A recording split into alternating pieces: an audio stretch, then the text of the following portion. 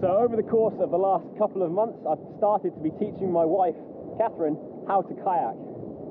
She's expressed an interest in getting on some white water at some point in the future with me and my friends, and she just wants to learn to get out and enjoy being in a boat. So here are 5 things that I have learned or had to consider during that teaching and learning process for her. Lesson number 1. Learning through play and exploration. The first teaching decision that I have made in this process has been to maximise the amount of simple play and exploration. This is a key to enjoyment and desire for continuing in the sport.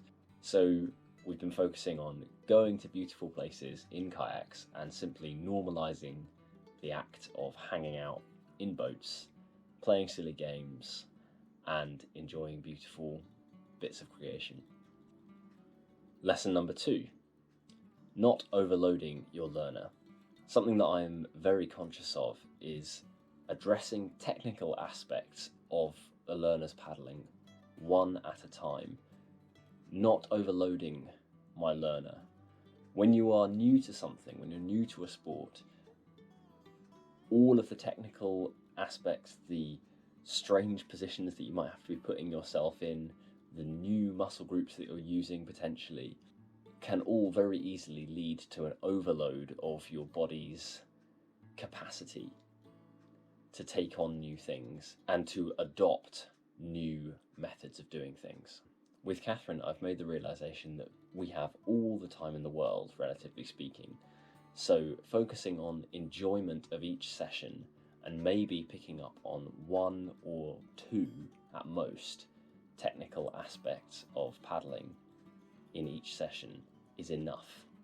It gives Catherine things to work on, things to go forwards with, without constantly overloading. And this is a really vital thing for anyone who is teaching a new learner.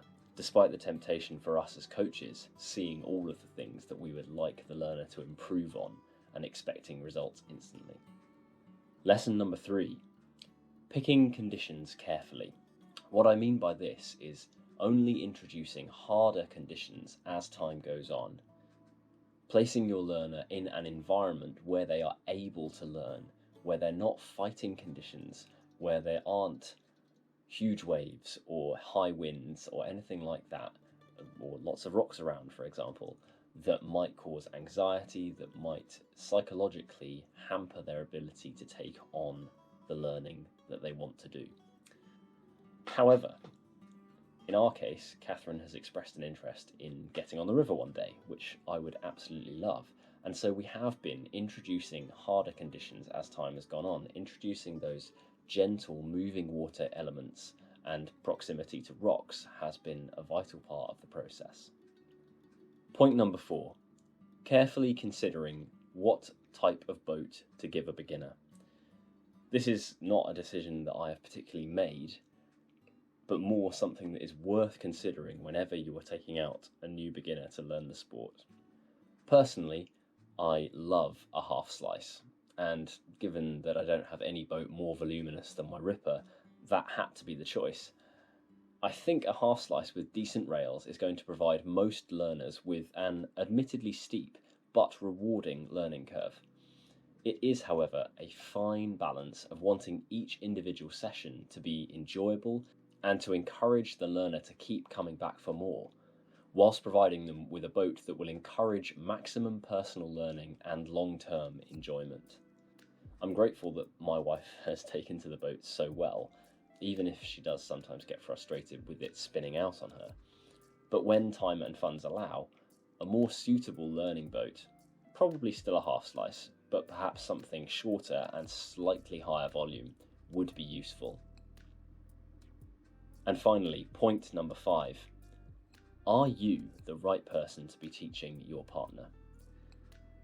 Sometimes it can be difficult to receive instruction from someone with whom you're really close or that you love, even if you're able to acknowledge their ability and experience as greater than your own.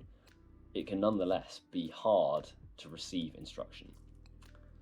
It is always important to maintain a good relationship between coach and learner, doubly so when your relationship pre-exists and outweighs the sport. And it is just as vital to give your learner as much agency in their learning as you feasibly can. With loved ones, communicating these expectations is especially important, as without that communication, it could be very easy for a loved one to feel that their agency is taken away in learning, even if you are trying your best not to take it away. Again, I'm grateful that Catherine is happy to learn from me and wants to hear how she can improve.